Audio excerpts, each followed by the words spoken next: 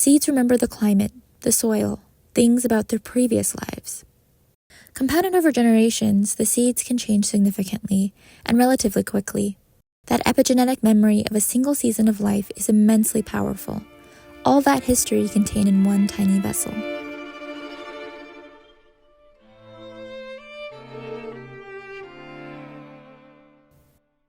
Even if future farmers may not know the efforts of today's growers, it's a comfort to know that the seeds do.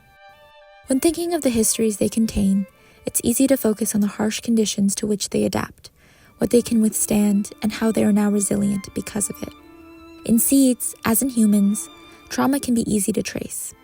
But there is an even more important history to uncover, that of care, which often remains invisible, yet without which we would have never survived.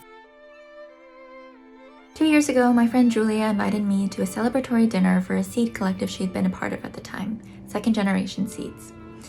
Afterward, I couldn't stop thinking about the collective's mission, and months later, I dreamt up this essay.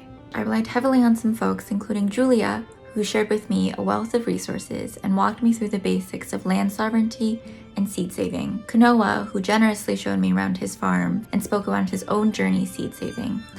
And my parents, who shared with me their stories, memories, and even drew diagrams whenever language failed us. My parents both grew up farming, mostly unwillingly.